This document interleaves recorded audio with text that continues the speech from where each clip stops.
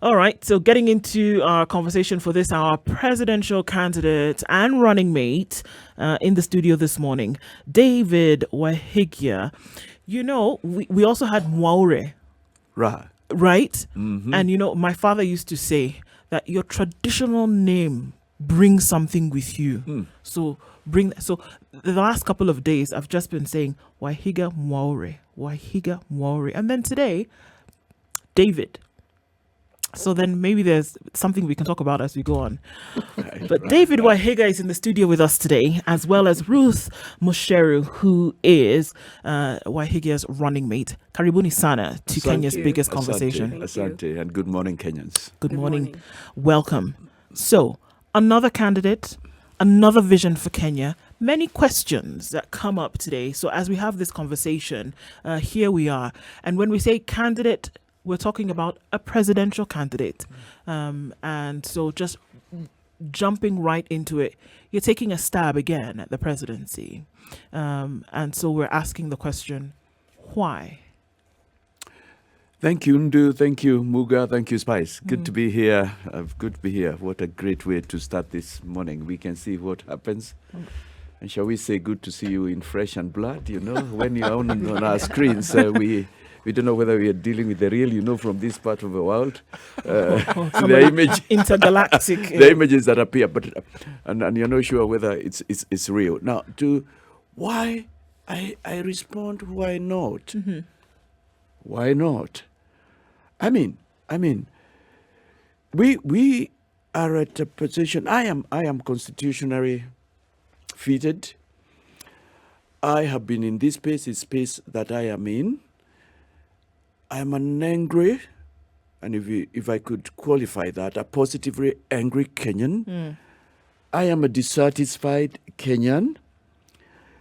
We cannot keep moving around a certain mountain and semi-mountains, small mountains we've been moving on these last 9 years. And the elections of 9th provide us with a space to break loose, to move ahead. We thought it would happen at the beginning of the regime that we have.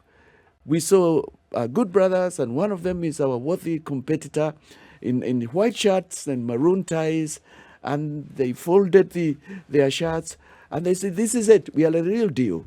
But it's been so sad and very unfortunate. I am in this thing because right now there has to be change. And our key word that we are describing ourselves, we are calling ourselves the Badilisha team.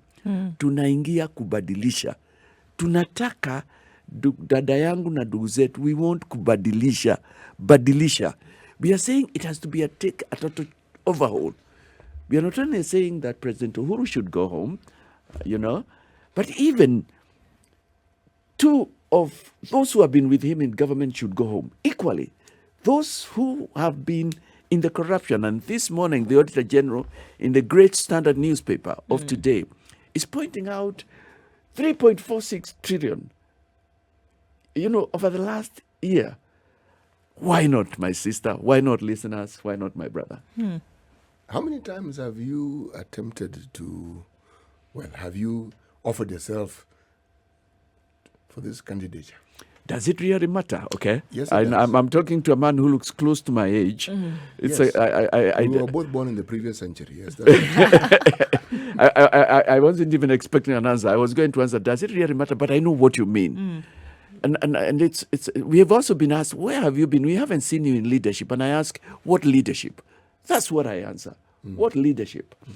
This is my second attempt at the presidential. Within what makes me, and within the people around me, I sensed pretty early that it needs to take a new team, a radical team. If I may use the word, and English is not my mother tongue, a team with a measure of a clean team. And Ruth and I present that team clean. We have no responsibility whatsoever in the 8.2 trillion. It's now gone up to 10. Or, Yes. and No, our limit has been pushed to 10 now. to 10. It's climbing up to 10. We've not been part of that. It'll go higher. We have not. By the time. Yes, we have not given promises. We have not had this opportunity given promises that we didn't fulfill.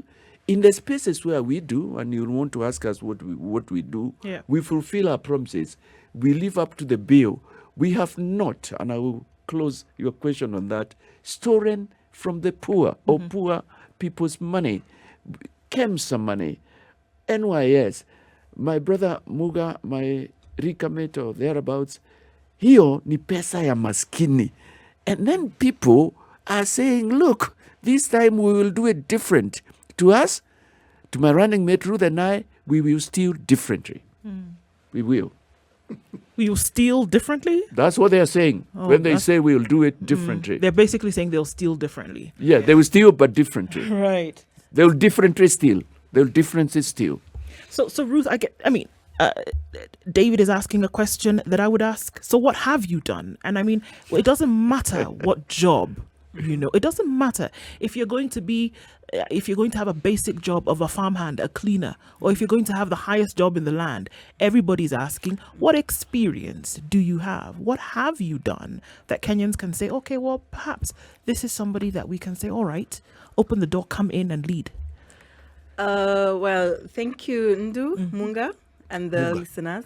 Muga. Yes. Sorry. No. Do not worry. You would be amazed at the things people call me. Yes. I'm sure some would have called you Mungai.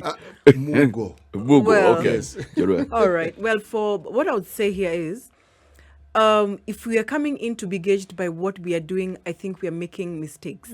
We are leaders in our different aspects. So for us, what we are coming in here is to bring the change that people are expecting, to bring the new change, like the fifth is mentioning. We're coming to bring in the Badilisha move, the change. We are leaders. We have done things out there. We have we're in leadership groups in different aspects, which probably are not in the limelight.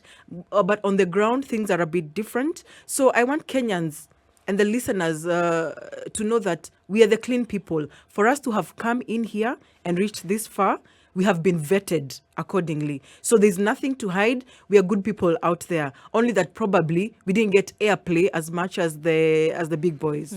Yes. Is it possible to mention just one or two things that you have, say, you talked about, there are things you have done, you've been in the, as we call it, the leadership space. Maybe people haven't heard of it. Perhaps this is the opportunity. Why don't you tell us about it so that people can hear about it? I'm in a group that goes from school to school, the high schoolers, where we counsel, we are able to mentor the youth. For sure, there's a gap with the current. Is it voluntary? Yes, it is. No pay. It is no pay. Okay. There's lots of proof, but again, not in the limelight. So we have been counseling the youth.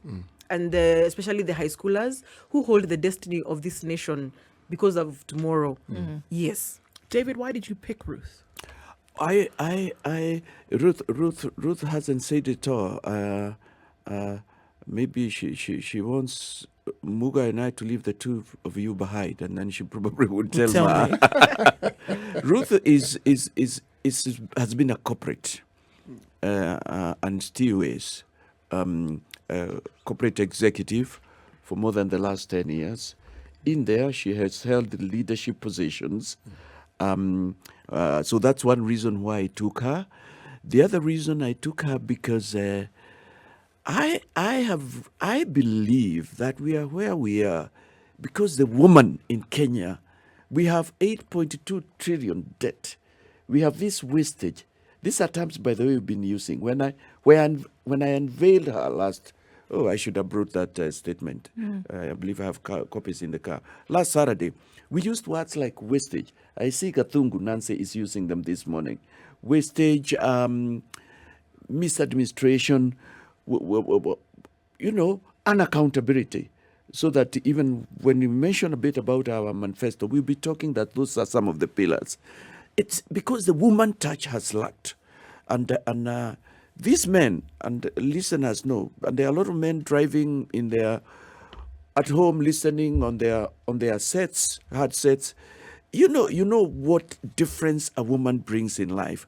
I believe if we had a deputy president. And that's the key. I looked at that as well. If Uhuru Kenyatta, our president, had had a deputy president, we wouldn't have had the dhifare. Don't worry, that was coined by a former American ambassador.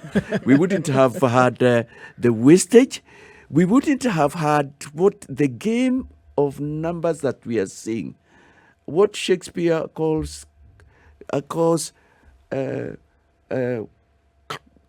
class nonsense, whereby when they appear, if you get two of them from either side, when it gets very heated, they say to each other, you know, Muga, you know your team, Mlengo Yenyu, is the one that had took Kemsa money. You are even one of those who benefited. What are you saying to me? Then the other one says, but what did you do with an NIWS? And they are thinking we are enjoying that. That is something to say easily. So I picked her for the woman bit, for the youth. You can see she is youth. For the corporate executiveness. I know she's a mother of young girls, aged 6 and 9.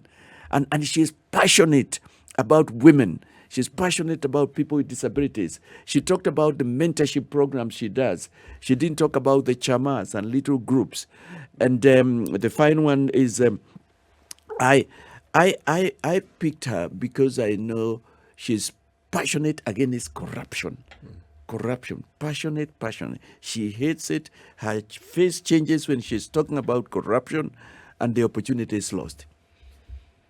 Let me ask you this question.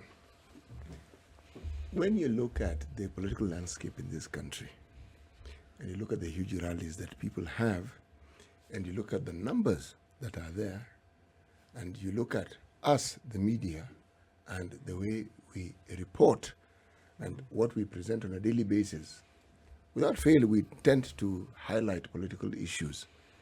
Now, in the event that you become the president of this country, okay, what I've just mentioned points to a way in which our people view politics. What is this thing that you propose to do that would begin the process of changing the way our people view politics? Within our first 100 days, unless we get the 6 trillion Kenyan money illegally stashed abroad by the year 2020, I don't have the statistics for the last 1 year. Unless we, before President Uhuru leaves, tells us who exactly, and from his side, were involved in KEMSA, the real names. 2 days ago, in one of the vernacular, they mentioned the names. Actually, the two honorable ladies said to, are you not one of the ones with XY said? And the other one retorted in like manner, I think about NYS. Let me tell you, high-class nonsense, wastage, anger. They looked at it. I know, Brother Munga, you hear all the vernaculars in Kenya. They're in one of that. And the name of the program is Turning Over, like Kuririmbika. And I looked at that, I said, my God. And they mentioned names. They were going for the jugular. The jugular. So if we don't get answers, because we intend on our second day after we've been sworn, we want records of KEMSA. Files. You're looking at us incredulously. Why are you doing that? We are here because that hasn't been done. We want records of NIWS. If we shall not have found answers, if President Uhuru will not pass over the job of nabbing and getting DPP and the executive to bring them to book, to prosecution, and to recover our money, we will do it. And we'll not just stop short of that. We will, if we can't do it through the DPP, where we would ask President Uhuru Kenyatta to make a statement of what he knows about KEMSA and NYS and any other scandal, Deputy President William Ruto, former Prime Minister, to make statements because they know things. They have been throwing them like this. And everybody else, and other scandals from agro-leasing. Within 100 days or thereabouts, we intend to institute a Truth and Recovery Commission. We must get to the bottom of this. Unless we get to the bottom of this, and you come from Africa. I went to school using a hoe. I hoed. There were plants. Unless you got to the depth, You followed it from where it came from your neighbor's shamba. Unless you did that, you are doing nothing about it. We saw a bit of it in 2002. Kenyans are not perennially or by creation and birth corrupt. It is a leadership, it's a lack of goodwill. So that's what we would want to be reported about, because that's a giant, that's a snake, that's a Goliath we intend to face head on. We don't see any other reason. Going on business as usual. 100 billion to youth, 50 billion to this. Just a minute. That 6 trillion, we understand the majority of it is from scandals going way back to Anglo Leasing, going way back to the Golden Bag, coming all the way this way. Just a minute. Our money, you are the guys with our money, and you are saying you will do this. We don't buy it.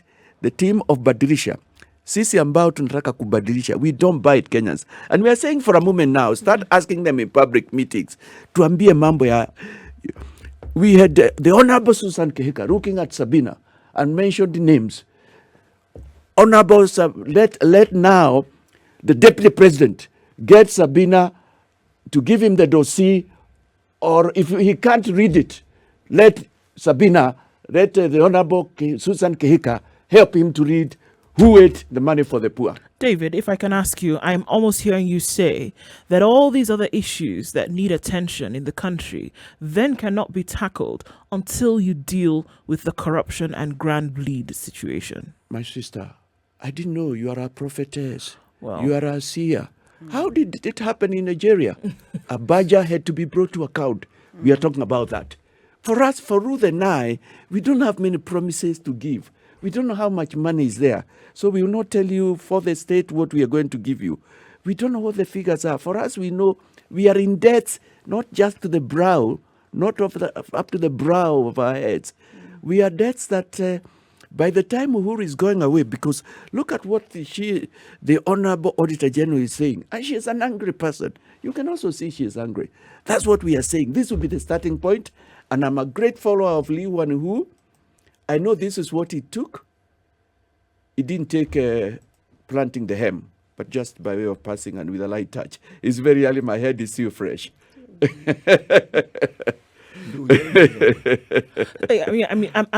hearing what you're saying. So again, there has to be a radical move. Yeah. Otherwise, this is not going to work, Ruth. Yes, it's not just okay. My sister, go. Yes, I have been told Ruth is in my life to bring the woman touch. When she starts speaking, I shut up. Oh, really? And I am learning to the do balance. That. Oh, okay. Balance. I think for me, this is same script, different cast, because these are the people who are still in office, coming with big, colorful manifesto, and we want to trust them with a 5-year, 10-year term of presidency. So if we don't clean up the mess that we have right now, I think Kenyans should be ready to face the consequence. Our debt ceiling is going to go higher. We're complaining about the 10, less than 60 days. It is going to go up and out. So it is up for Kenyans to make the decision.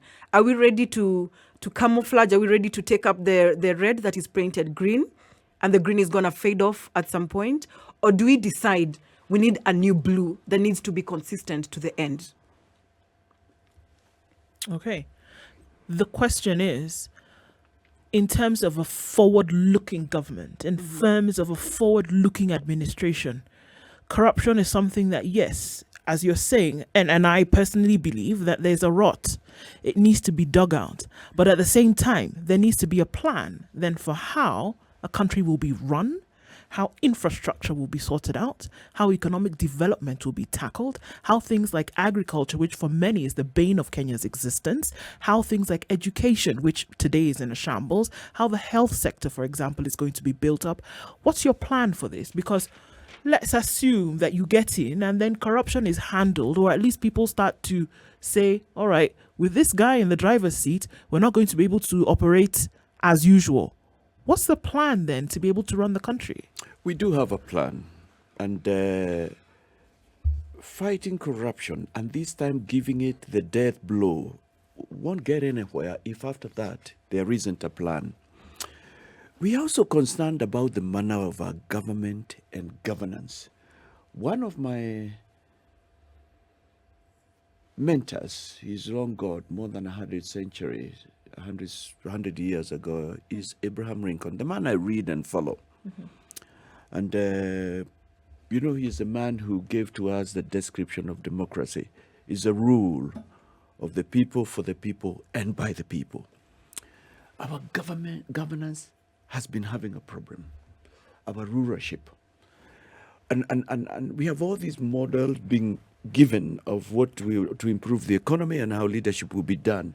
But they are making one error. They are missing a key component. This component is in our manifesto and is what will change the nation. And this is it. We want in our leadership and in a revival of the economy, we want to bring a complete turnaround. We want to bring a paradigm shift. And when we deal away with corruption, by the way, corruption, we want even people, barons of corruption within the civil service, because it happens up at many levels. The procurement, we don't mind unless, if you are corrupt, we are asking those who are corrupt to start packing. So first of all, there'll be we are asking a number of people, if you want to own up, start returning, ask for surrender, start packing, because there will be no looking back. But in terms of governance, we want to increase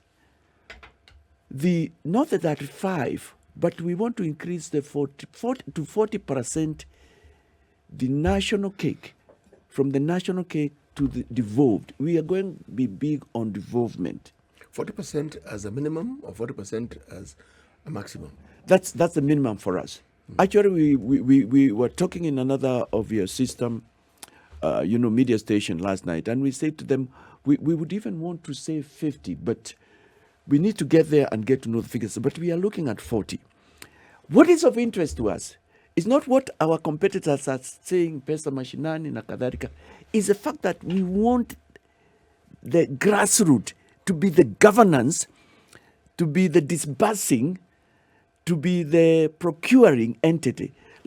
And the component are bringing in the definition of democracy is by the people, by the people, by the people. We have this form of government where so far the people are not involved in making decisions. Even at the grassroots, ward rep, the MCA, many other, there are even ministers, the same bureaucracy we find in the head office and in the civil service. But this time we are saying the street, mtaa, the nyumba kumi.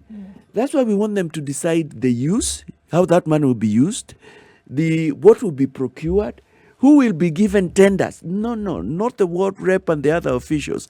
At that level, what we will do, you could say it's a model that maybe is happening in other countries. We want the people to be the people. We've given them 40 minimum, and we've told them decide.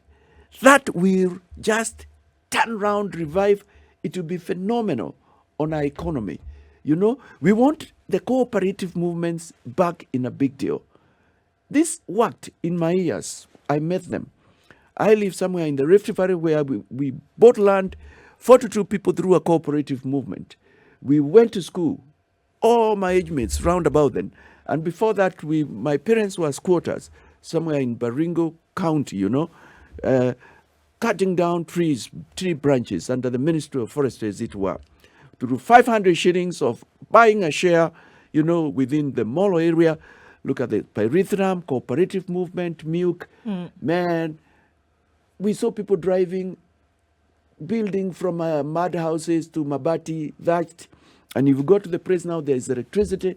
We want to strengthen small groups. We want to take governance. We want the people to make decisions themselves. And the lowest is mtaa na nyumba kubwa for that money. That will be one of conditions. Okay. It will, of course, entail changing the law. And we are saying with that, employment. My sister Ndu. I want to take a break Yeah, and by take a all look means, at by all means, by weather all and means. traffic.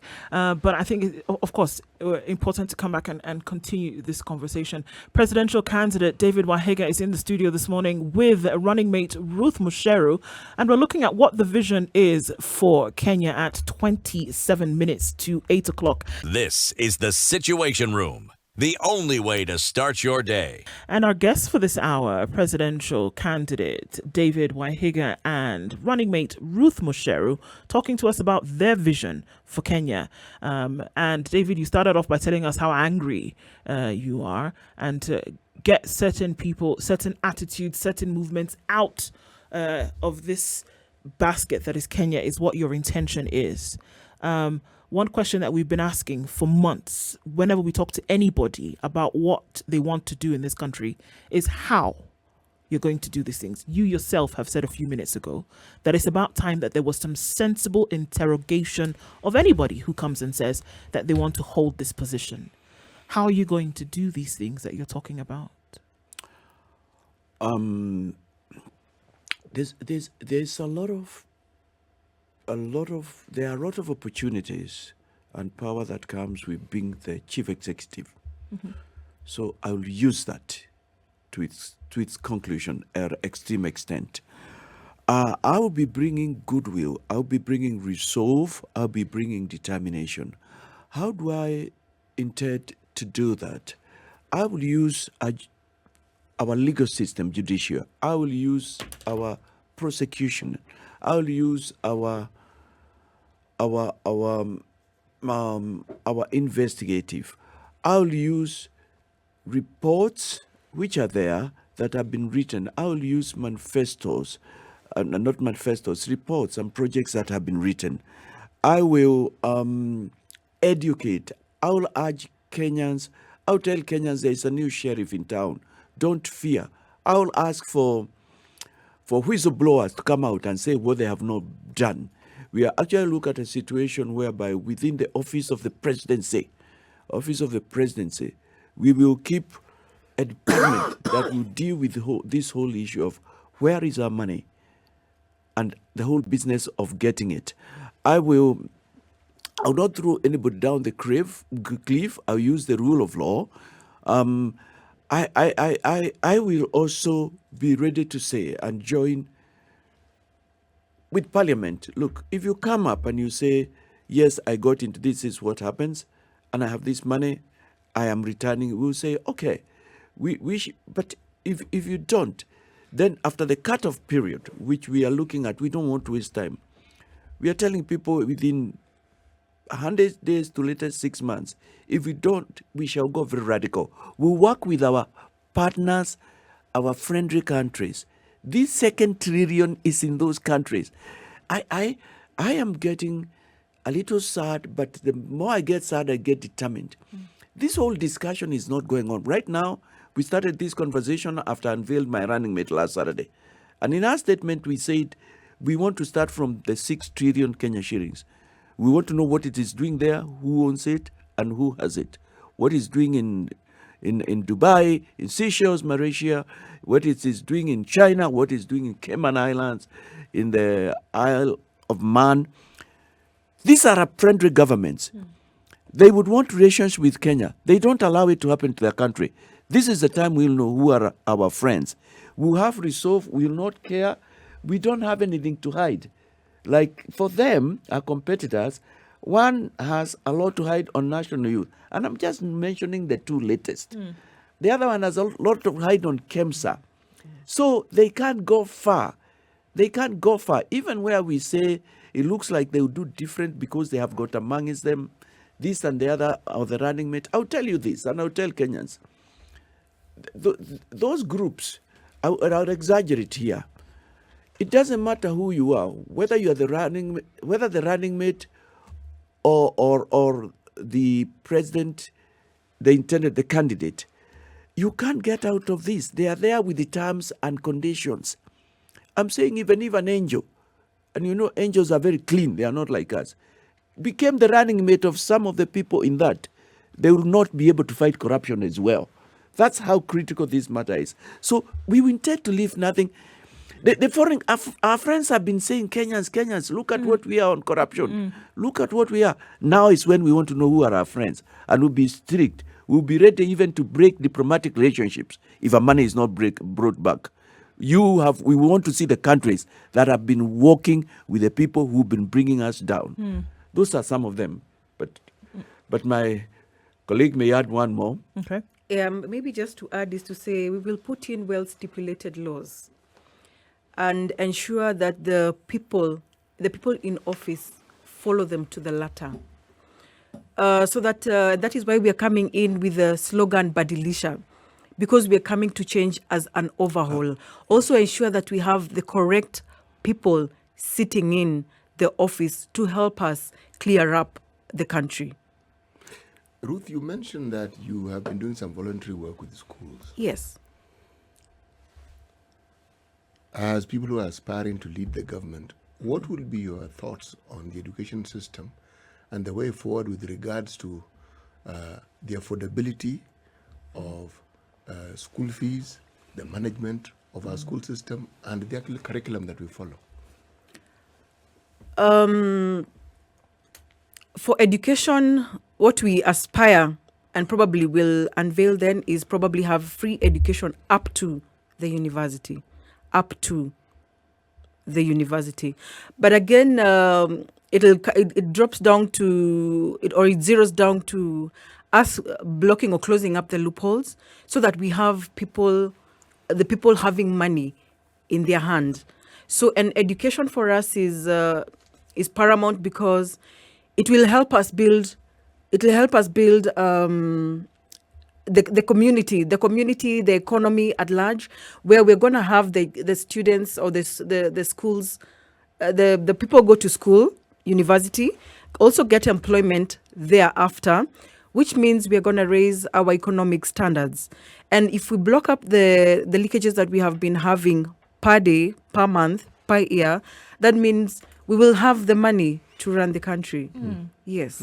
So the problems that is there a direct link from what you see? Because oftentimes, in order to sort out a situation, you have to know the genesis of the problem, right?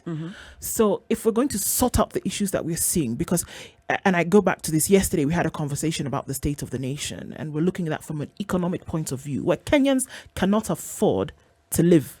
To live. We're not talking about doing anything luxurious. We're saying food. On a daily basis, 3 meals a day is a dream for a majority of Kenyans today. So this problem that is being faced by Kenyans today didn't start today. There's probably some history to it. There's something that has happened. So are you saying that if you, again, going back to the issue of feeding your people, that they can afford life, that they can have the services that are their rights as people who live within the boundaries of this country that's called Kenya, residents and citizens?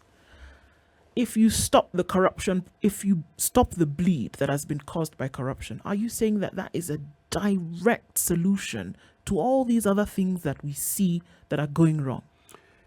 It is the foundational. Okay. It's the foundational.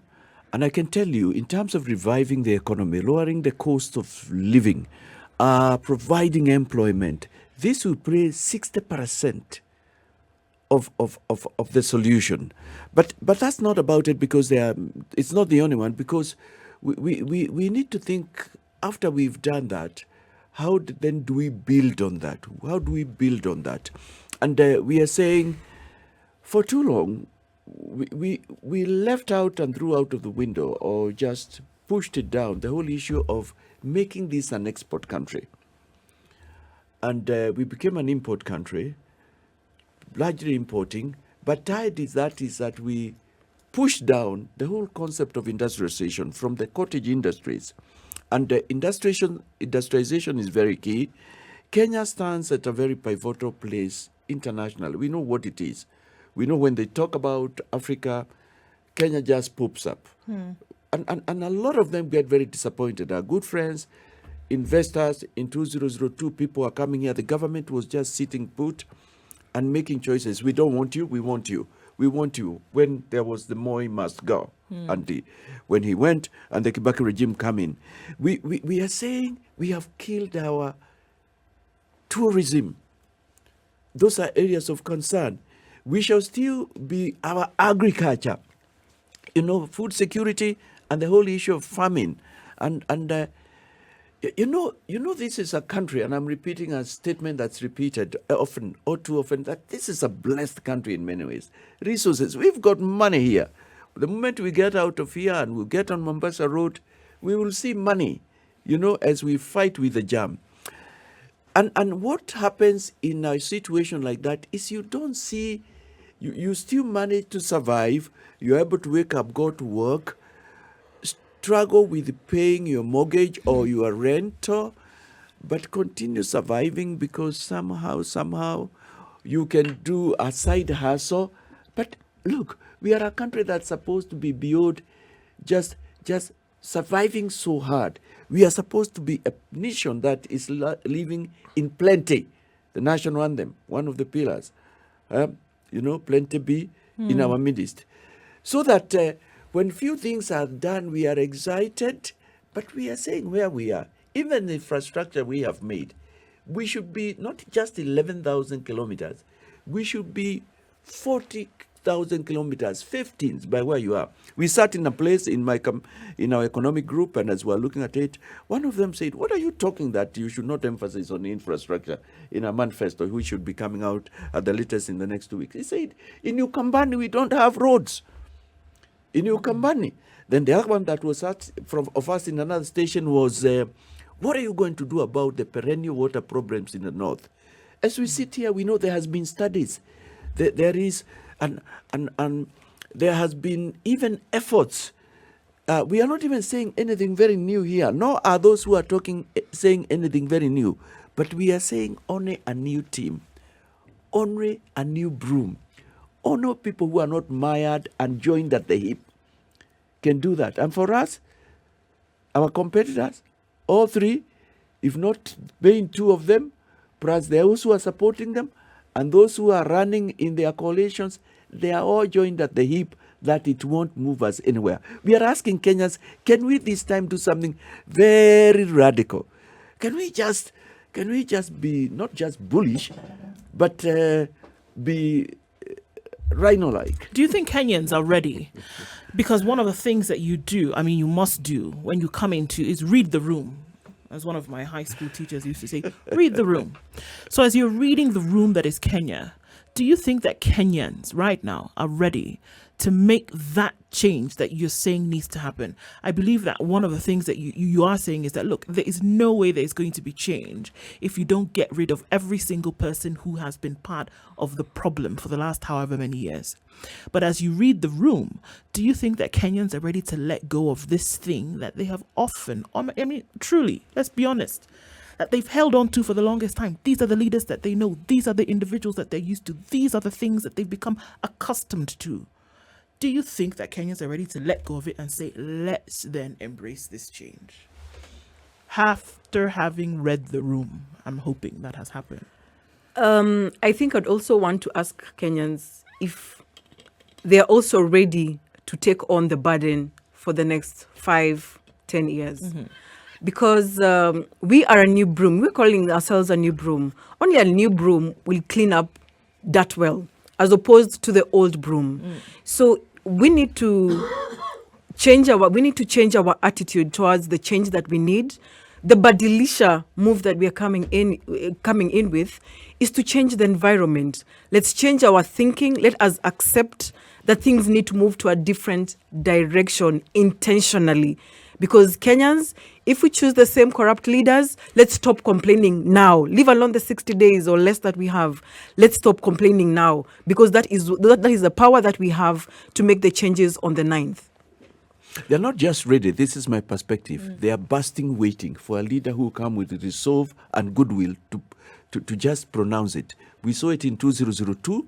We hear it in churches, in mosques, when they are expounding on the virtues of not being corrupt. We hear it in seminars, both locally initiated and even when we have people visiting. But it's important to remind Kenyans, we are where we are in terms of poverty, wastage, and our bureaucracy is so complicated and because of corruption. Bureaucracy rides on corruption. And they did it in 2002. They showed the goodwill.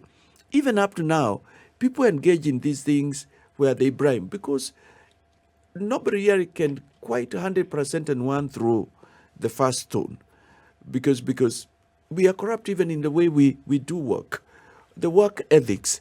We are saying Kenyans, the high cost of living, the unemployment, the famine we are finding, the poverty, even up to now, 59 years of independence, people are dying. The lack of accountability to know what's happening to our oil, how much has been discovered, what exactly is the state of titanium and other minerals. And somebody reminded us, you know what? God Almighty has even not exposed all the minerals in Kenya, because He's looked at Kenya and has had mercy. If I give you more, what are you going to do with it? What are you know, that sort of thing. So, I mean, for us, we are not part of them. We don't intend to sit with them and drink of the cup of conspiracy. Let me ask you this question. Please go on. You strike me as somebody who understands business. There are those who've argued that any development plan, any way forward in this country has to be anchored within the counties. Now, you have mentioned you want to give at a minimum 40% of what we generate, our own GDP. But the discussion about that is straightforward. What we have, we can give, but own source revenue. What would you plan to do to ensure that the counties not realize their potential? First of all, document, because there are people who understand the potential. Document this potential and ensure that when they generate it, they actually keep it. Because there's a false narrative that counties don't raise enough revenue. They do. It's just that the money never gets to where it's supposed to be. How do you, because if counties can actually do that with what you're proposing, would you not say that our county governments would actually be something else? Would they'd be much bigger, more productive? All the issues we're talking about tackling, many of them would be tackled at the level of the county. Apart from pronouncing very loudly, which we are doing, like we are giving notice to the corrupt, let anyone who has ears hear.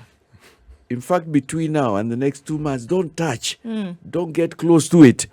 But also, Nancy Kathunku is doing a very good job.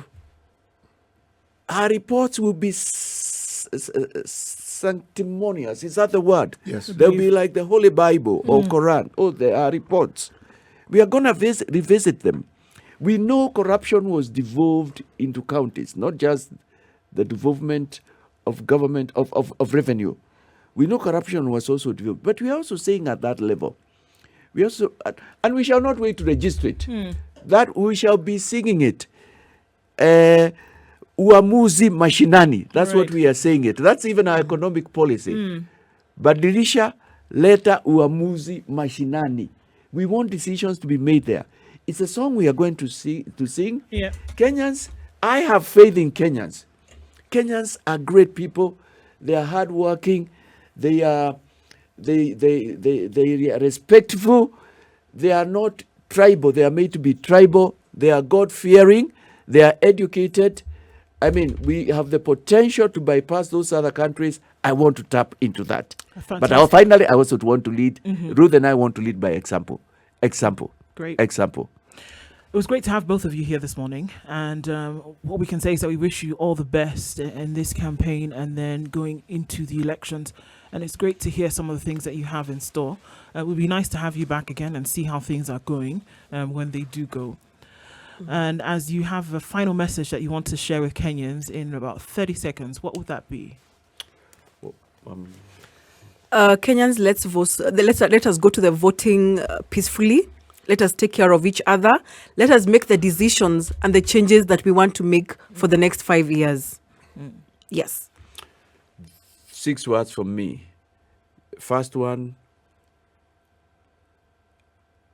amani, amani, amani. The other 3, safari. The other 3 words, badilisha, badilisha, badilisha, uongozi. Badilisha. Hiyo ndio itakufanya ubadilishe Kenya. There it is. A great way to end this morning. Thank you very much, David and Ruth, for joining us.